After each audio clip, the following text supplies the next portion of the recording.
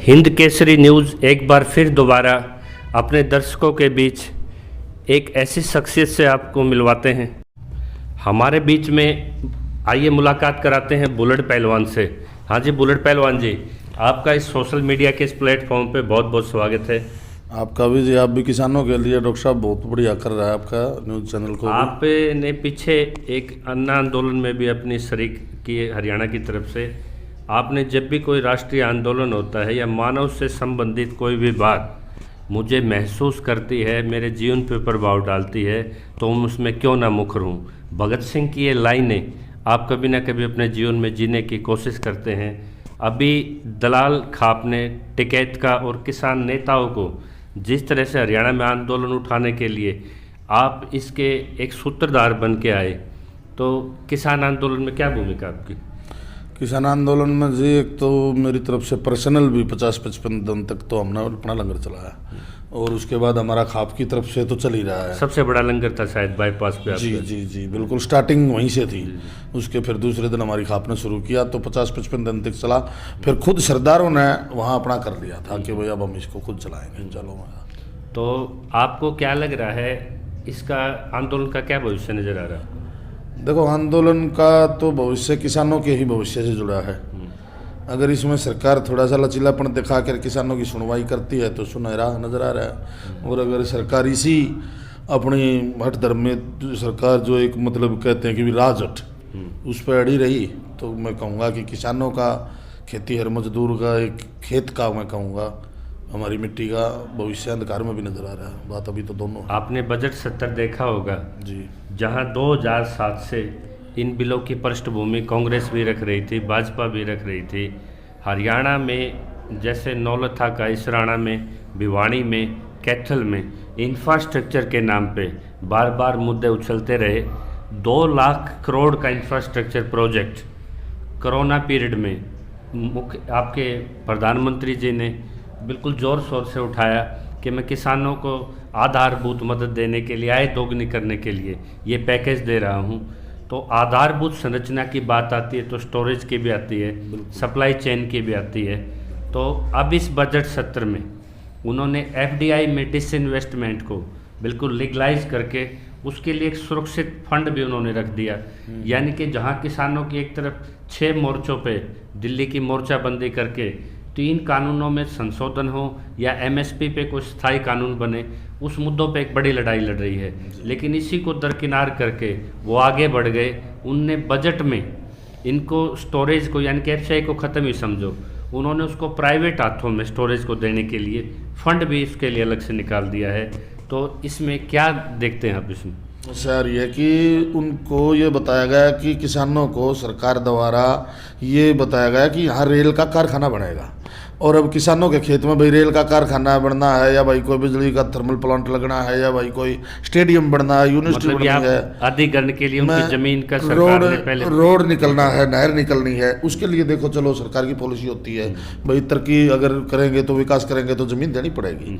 लेकिन एक बरगला के जमीन लेना और फिर एक पूंजीपति को देना, ये बात सामने आई है। नौलथा, इसराना जो आप बात कर रहे हो वहाँ की ये बात सामने आई है कि उन बड़े बड़े जमींदारों को ये बताया गया भी रेल कारखाना बनेगा। मतलब पब्लिक पर्पस दिखा के अधिग्रहण प्रक्रिया शुरू की गई, अधिग्रहण प्रक्रिया इसमें ड्रॉप करके क्या उनसे सीधी जमीन खरीदी गई है। उनको बीच में जब किसानों को शक हुआ कि रेल कारखाना तो यहाँ नहीं बनेगा तो किसानों को शक हुआ तो उन्होंने ड्रॉप कर दी, बीच में जमीन को रोक दिया कि हम नहीं देते।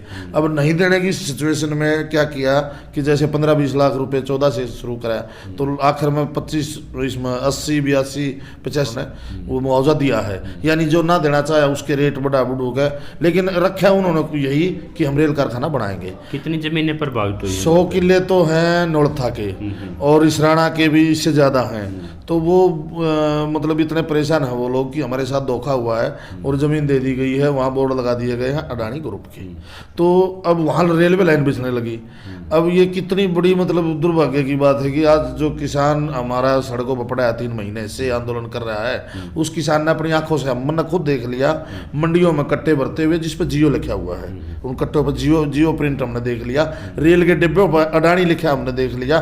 और फिर उन खेतों में जहाँ रेल कारखाने की बोल के उन खेतों में अडानी ग्रुप के बोर्ड लग गए और वहाँ रेलवे लाइन बिछने लगी। यानी इसकी फसल किसान की और जमीन किसान की। जमीन लेने वाला कौन? अडानी।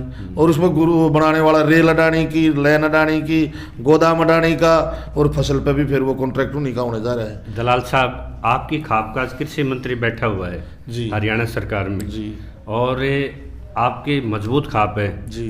तो आज कृषि मंत्री ये कह रहे हैं कि भाई किसानों को तो घर पे भी मरना था, स्वाभाविक है, वो धरनों पे मर रहे हैं, तो इसमें कौन सी अलग बात है। तो जब उसको एक कृषि मंत्री जैसे ओहदे पे आपका प्रतिनिधि है, तो जब उनकी रखवाले की बजाय ऐसे बयान आ रहे हैं। देखिए, आप भाई नहीं है, क्योंकि हमने उसको बहिष्कार भी कर दिया। नहीं, किसी के 234 किसानों की मौतें, किसी का बेटा गया है, किसी का भाई गया है, किसी का कमाने वाला गया है। उन्होंने कहा कि ये मौतें तो स्वाभाविक होती हैं, होती रहती है, इनको घर पे भी मरना था, वहाँ भी मरना था, सरकार में उनकी जमीन कहाँ मायने रखती है। वो सरकार में मंत्री है ना। तो मैं आपके चैनल पे सभ्यता से मैं एक इस बात का जवाब दूंगा, आपको कोई आप गलत किसी उसमें जा रहे हो तो आपको, हमने उसका बहिष्कार कर दिया दलाल खाप ने। अच्छा, बहिष्कार कर चुके? बिल्कुल कर चुके, हम उसका बहिष्कार कर चुके। जब ये नहीं है, रवि आजाद ने एक मुद्दा उठाया भिवानी से, अपने लड़के के नाम की उनकी 2 रजिस्ट्रियाँ हुई और कोविड पीरियड में जब वो रजिस्ट्रियाँ बंद थी और जिस तरह से उनके लाइसेंस लिए गए इंफ्रास्ट्रक्चर के, सिलोज यहाँ पे स्टील के वो बड़े कंटेनर स्टोरेज व्यवस्था है जिसमें अन्न के 10,000 टन तक के, मीट्रिक टन तक के स्टोरेज हो सकते हैं। तो कृषि मंत्री रहते हुए एक इन पे आरोप आज खड़ा है, ये सच्चा है। ये उस आरोपों को, अदानी को खुश करने के लिए, जाति विशेष की तरफ आंदोलन को बयानबाजियों पे डालने के लिए, क्या वो इस तरह की भूमिका निभा रहे हैं किसानों के लिए ना हो क्या अडानी और उसके लिए? देखिए, जो ये आप बता रहे हो इसमें कोई दो राय नहीं है, इसीलिए तो वो अनाप शनाप बक रहा है ना किसानों के बारे में।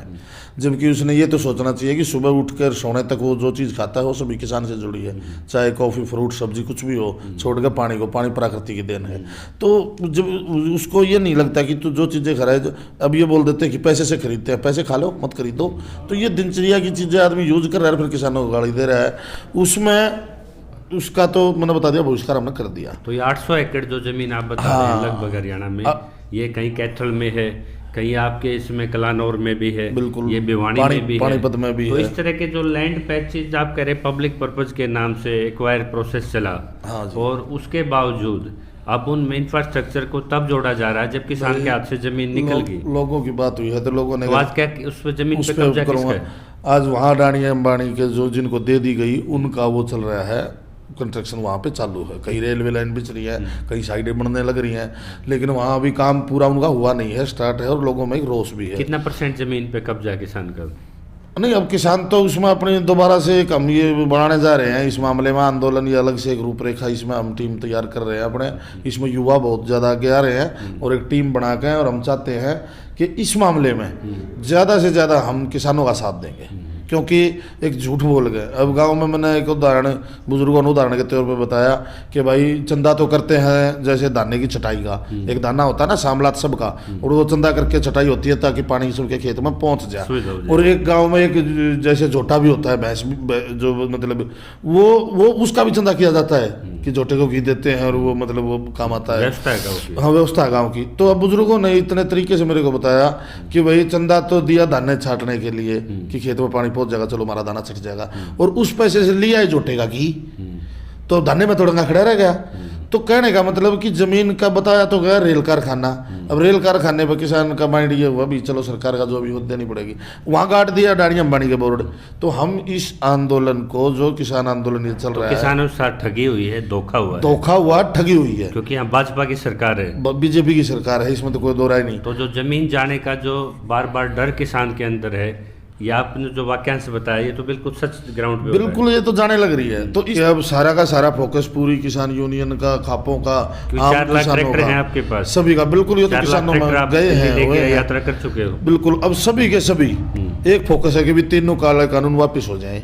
अब मैं इस बात का आपको बताऊंगा कि यदि जमीन किसान अपनी वापस बोने लग जाए और ये हिम्मत दिखाए कि भाई हम अडानी अंबानी को नहीं, ये एक बड़ी बात किसानों की तरफ से निकल के आई है कि 4 लाख ट्रैक्टरों का इनका बेड़ा, इनका खापों का, किसान नेताओं का एक गठबंधन, और जहां भी अधूरी प्रक्रियाएं सरकार ने पब्लिक पर्पज़ के नाम से अगर ज़मीन स्नैच की है, छीनी है, तो क्यों ना अपने ट्रैक्टर सीधे उतार के कृषि भूमि पे अपना कब्जा बरकरार रखा जाए।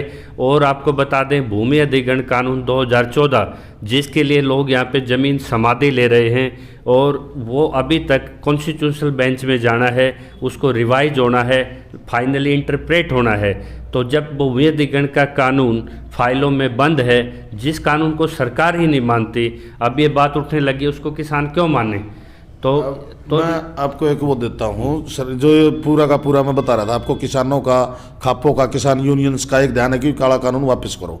तो मोदी जी सरकार, काला क्या है कानूनों में, तो ये बार-बार कृषि मंत्री पूछते हैं क्या है? मैं बताऊंगा काला क्या है। हाँ। आप एक बात बताओ, आपने कानून पढ़े हैं ये? बिल्कुल, मैं एग्जाम्पल दूंगा अपना, एग्जाम्पल सही तो बताऊंगा मैं अपने। आज यदि मैं बहादुरगढ़ में चाहूँ कि 01276 और आगे के डिजिटल का 01262 01251 01262 रोहतक का था, 51 झज्जर का था, जो भी है, ये लग के और मैं लैंडलाइन फोन लगवाऊं तो मुश्किल है। क्यों मुश्किल है? क्योंकि जहां लैंडलाइन का ऑफिस था वहां पे आज धूल मिट्टी जमी हुई, वो खंडर बन चुका है। Reason BSNL out of trending हो गया, प्राइवेट। अच्छा, अब वो कब्जा लेने का तरीका देखो, कब्जा लेने का तरीका देखो, हमारे समाज को कितना नीचे बैठाया और समाज को उन्होंने नेटवर्क पर कब्जा कैसे किया। उन्होंने शुरू में जियो सिम फ्री निकाल दी, उसमें डाटा भी देने लगे। अब उसमें जब नेटवर्क डाटा देने लगे वो फ्री सिम निकाल दी, तो वहाँ आपने देखा होगा, मैंने बाजारों में मैंने खुद देखा है, लाइनें लगती थी सिम खरीदने के लिए। अब वो लाइनें लगती थी, पुलिस उनको हैंडल करती थी, भाई साइड हो जाओ, जाम ना लग जाए। अब वो उसमें हमारे बच्चों का लॉस भी हुआ है, पढ़ाई भी प्रभावित हुई है क्योंकि फ्री का मिला उनको। अब उसके बावजूद क्या हुआ कि जब ये लगा कि हाँ अब कब्जा होगा 98%, उसके बावजूद उन्होंने उसका पैसा लेना शुरू कर दिया। अब आज वो सभी को कंज्यूमर क्रिएट करके मार्केट पे कब्जा कर दिया, आज उसका पैसा लेना शुरू कर दिया। मार्केट के फिक्स रेट वो आज मैं यहाँ सेक्टर 6 में हूँ, मेरा मकान है, मेरे मकान के आगे मैं आपको दिखाऊंगा खंबे गड़े हुए हैं जियो के। अब जियो ने जैसे बीएसएनएल के थे ऐसे अपने खंबे गाड़ने शुरू कर दिए, और जो बीएसएनएल के ऑफिस थे वहां अपने ऑफिस बनाने शुरू कर दिए। तो एक धीरे धीरे करके अभी जिस सिस्टम को खड़ा होने में 70 साल लगे, उस सिस्टम को उसको बड़ी बिल्कुल चतुराई से पूरा कैप्चर कर लिया जाए, कैप्चर कर लिया। अब आप पूछोगे भी इसका किसान से क्या मतलब है। अब मंडी हो, मान लेकर अभी मंडी बंद नहीं होगी, चलो जितना ये ओबीसी में दिया जाता है अनाज सस्ता, उतना ये खरीद लेंगे। 80-82 जो सिस्टम, जो हाँ 80-82 करोड़ जो लोगों को, गरीब लोगों को दिया जाता है, वो ये कर लेंगे एडजस्ट। चढ़ूनी जी आए थे आपके दलाल खाप में, उन्होंने कहा कि सरकार ना एमएसपी देने के लिए तैयार है, न 3 कानूनों पे संशोधन या वापसी के लिए तैयार है। उन्होंने कहा कि सरकार एमएसपी पे एक बोल्ड फैसला ले, हम इस पे विचार करेंगे, इसमें संशोधन के लिए प्रो फार्मर अमेंडमेंट हो। यही बात राकेश टिकैत बार बार कहते हैं कि हमारी एमएसपी प्राथमिक मांग है और कानूनों पे हम फैसला, यदि 15 संशोधन वो मानती है सरकार कि इनमें आपत्तियाँ और गलत हैं, तो सरकार स्वतः उसको ठीक करके किसानों के तरफ कदम बढ़ाए। इससे लगे कि सरकार भी इसमें कुछ करना चाहती है, इच्छा शक्ति दिखाती है। तो 2 बड़े नेता यहाँ ये कह चुके हैं कि भाई इन कानूनों में संशोधन के लिए तैयार हैं, बेशर्ते कि पहले इस पे एमएसपी पे सरकार पहल दिखाए, किसानों की मौतों पे संवेदना दिखाए। मैं आपको वही बात बताने जा रहा हूँ जो मैं बताने लग रहा था इसका, किसान का और ये जियो वाला मामला।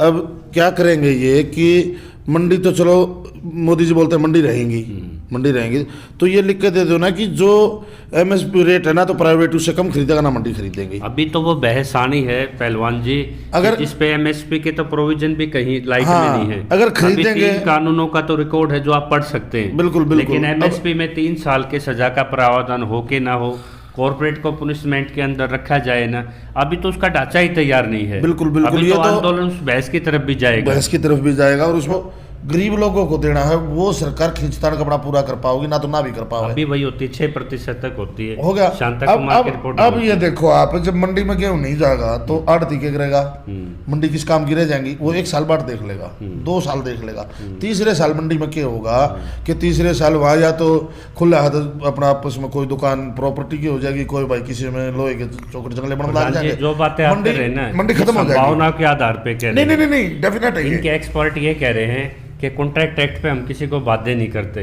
दूसरी बात ये कह रहे हैं कि अमूल दूध का एक एग्जाम्पल दिया जाता है, कभी ये सपने में नहीं सोचा था किसी को कि 3 दिन के बाद भी थैली में दूध अंतिम छोर तक पहुंचाया जा सकता है। बिल्कुल। अगर विकल्प देते हैं ये, और टैक्सेशन सिस्टम बाहर खरीदार पे भी रखते हैं, उसका डाटा भी रखते हैं, और बाहर खरीद को भी वही फॉर्मेलिटी पूरी करनी पड़े जो अंदर आड़ती करता है। आप एक बार मेरी बात क्या होने दो, तो फिर उसके बावजूद क्या होगा, जब मंडी में गेहूं नहीं जाएगा, फसल नहीं जाएगी, तो मंडी हो जाएगी खत्म। और जब इनको लगेगा कि मंडी खत्म होगी, जैसे अब इनको लगा कि बीएसएनएल के ऑफिस और बीएसएनएल के कर्मचारी और बीएसएनएल डिपार्टमेंट धीरे धीरे ठप हो लिया। जब बिल्कुल ठप हो लिया तो पैसे लेने लगे।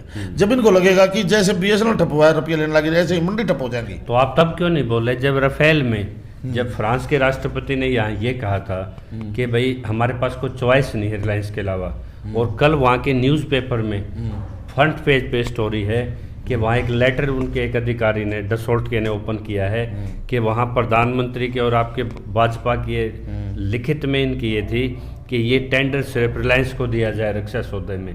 तब किसान नहीं बोला। तो वर्गों में विभाजित होके प्राइवेटाइजेशन तो बहुत लंबे समय से चल रहा है। जो 3 कानून है जो आप बात कर रहे हैं, वो स्टोरेज से, सप्लाई चेन से, व्यवस्था से, ये बाजार के कानून हैं। लेकिन जो एमएसपी कानून है वो खेत से है, आपकी उपज के मूल्य निर्धारण से है। 84% जो छोटा बटाईदार किसान है, जो बाटे बादे सादे में किसी की बोता है, वो उसकी उपज को अगर सही कीमत मिल जाए तो वो छोटे किसान को सीधी मदद होती है एमएसपी से।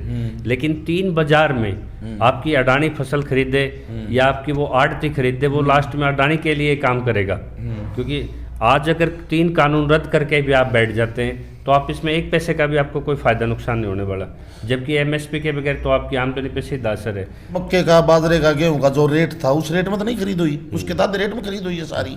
एक वो इसलिए होना कि एमएसपी प्रशासनिक आदेश है, जैसे शिक्षा के अधिकार की तरह एमएसपी कानून बन जाए।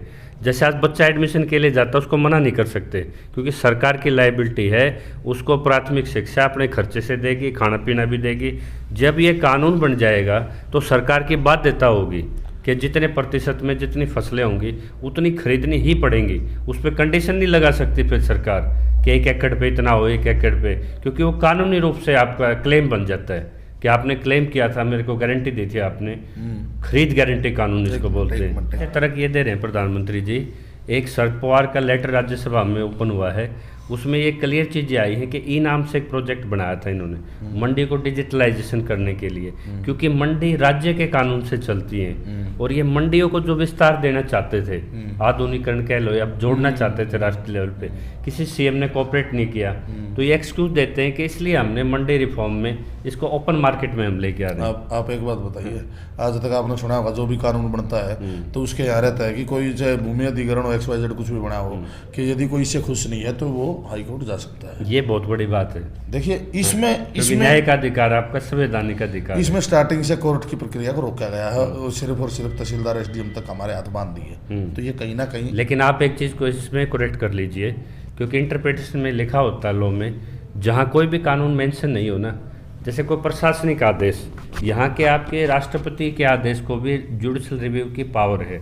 SD गुप्ता में फैसले में क्लियर है, कोई भी अगर कोई फैसला कर लेते हैं कोर्ट में जाने से आपको कोई नहीं रोक सकता। आपकी बात ठीक है, लेकिन इन्होंने सीमित करने की जरूरत नहीं थी ना। अगर मंशा ठीक है, हाँ ये है, इन्होंने इसको जो SDM तक घुमाने की कोशिश की, SDM तक लिमिटेड करने का मतलब क्या हुआ कि मंशा गलत है, ये मंशा गलत है। और राष्ट्रपति और ये अपनी तीसरी चीज है जुडिशली, ये चीज राजनीति इन्वॉल्वमेंट से दूर होंगी ना, तब जाके इस तरह के किसानों के आंदोलन, मतलब प्रधानमंत्री विश्वास खो चुके हैं। देखो जो बड़े तंत्र जिसे लोकतंत्र चलता था उन संस्थाओं मतलब में मैं अपनी आंखों देखी बात सीधी सीधी बताऊं, कुछ दिन पहले सलमान खान को सजा होती है उस काले रण वाले मामले में, उसके कुछ ही दिन बाद उसकी सिस्टर की शादी है, सिस्टर की शादी में प्रधानमंत्री मोदी जी शिरकत करते हैं और उसके बाद उसकी सजा का पता ही नहीं, वो ऐसे ही घूम रहा है। ये देखिए, जज को राज्यसभा का वो बनाया जाता है, तो जज रिटायर्ड होते ही राज्यसभा का बनता है। तो ये चीजें कहीं ना कहीं अविश्वास पैदा कर रही है। आप इसमें खुद देखिए, अब इतने लंबे आंदोलन के बाद अब तक राष्ट्रपति की तरफ से 250-250 के करीब किसानों की शहादत धरनों पहुंच चुकी। चलो प्रधानमंत्री को छोड़ो, पॉलिटिकल इन्वॉल्वमेंट को छोड़ो, राष्ट्रपति को तो कम से कम अपना एक शपथ वो याद आनी चाहिए ना कि राष्ट्रपति बनते टाइम शपथ जो ली गई। लेकिन राष्ट्रपति तो वही भाषण पढ़ते हैं ना जो सरकार उसको देती है।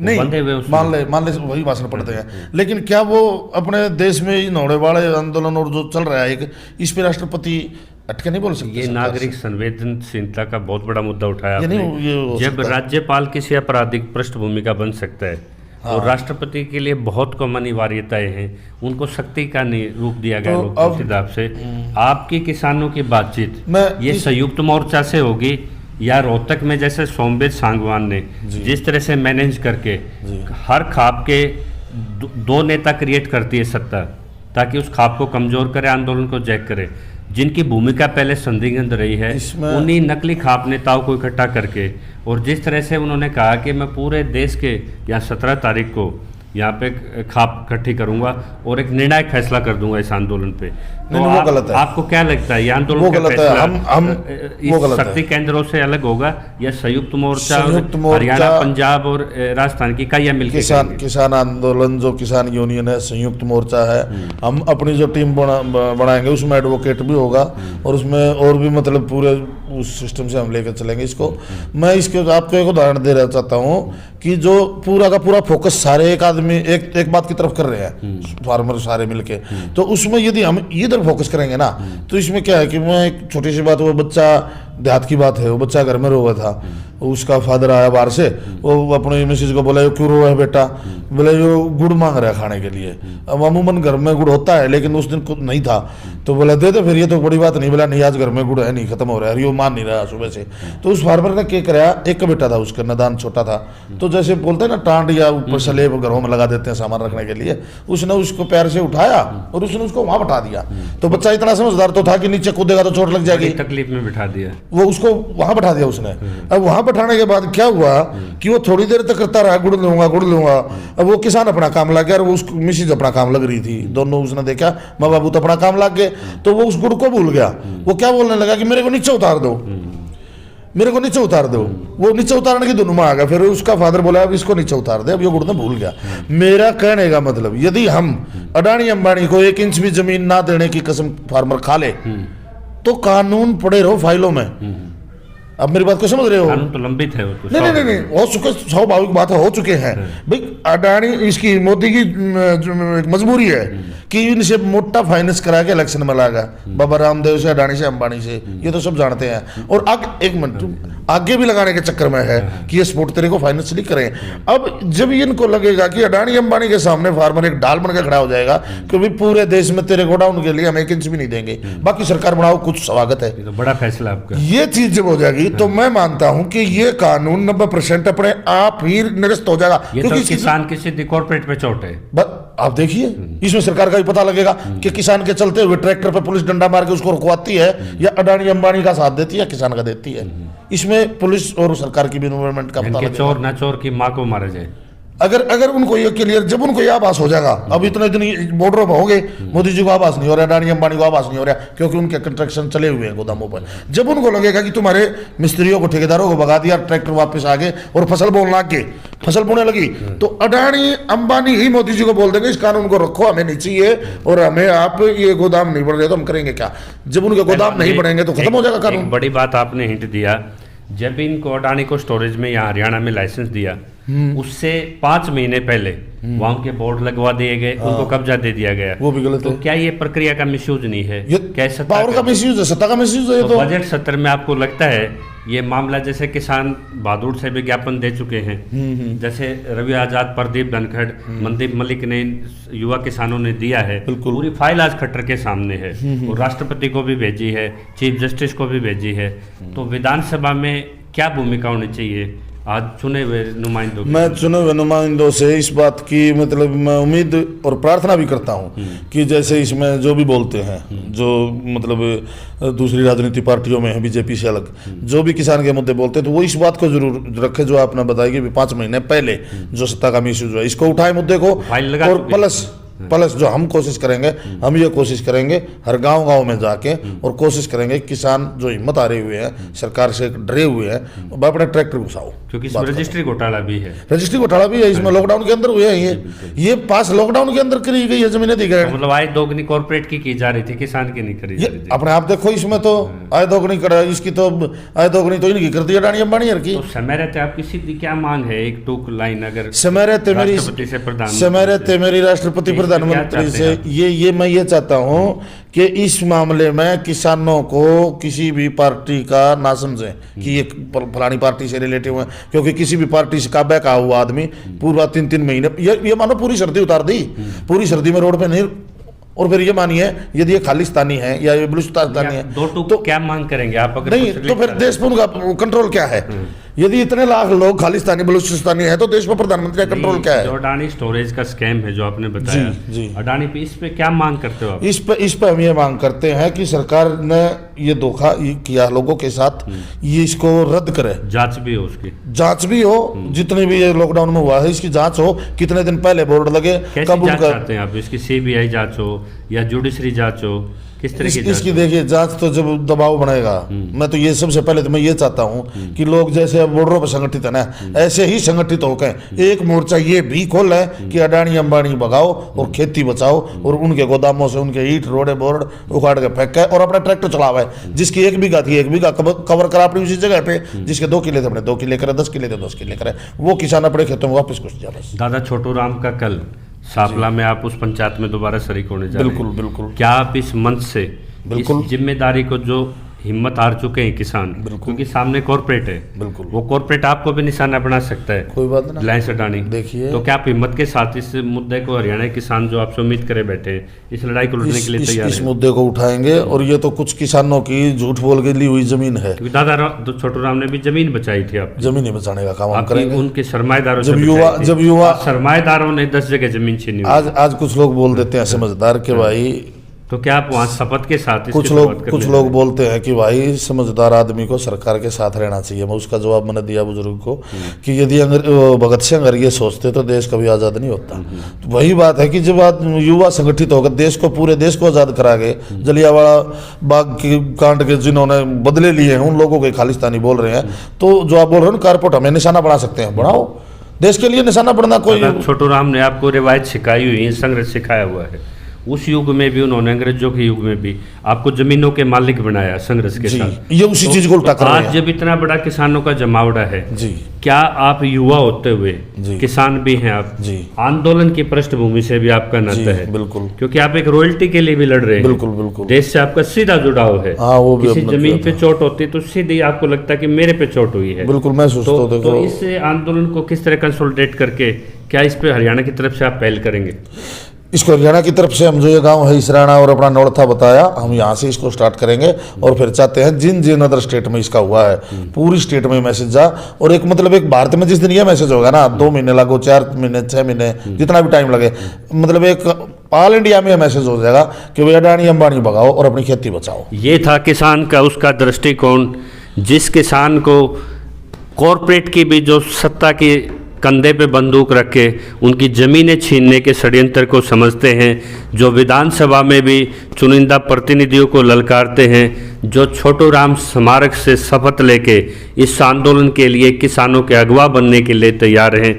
देखते हैं ये एनसीआर में जो बहुत बड़ी चोट है, अधिकरण के नाम पे, जन उद्देश्यों के नाम पे, सत्ता में जो बैठे हैं उनसे पावर का मिसयूज करके किसानों को भूमिहीन किया जा रहा है, उनकी ज़मीन की कुड़कियाँ तक भी हो रही हैं। और जिस तरह की इसके पीछे किसान हमारे नेता अपना ऐलान आपके सामने इस चैनल से कर चुके हैं, तो देखते हैं ये भविष्य में कैसा बड़ा एक अखाड़ा कहेंगे, या आज किसानों की इतनी संख्या 4 लाख ट्रैक्टर की, किस तरह किसान अपनी ज़मीन को वापसी करने के लिए कहीं ये भारत का सबसे बड़ा आंदोलन की तरफ इसको मुड़ता हुआ हम देख रहे हैं। इसमें जो भी आपके सभ्य कमेंट हों वे आप इसमें करें और इस चैनल को ज़्यादा से ज़्यादा सब्सक्राइब करें। जय किसान।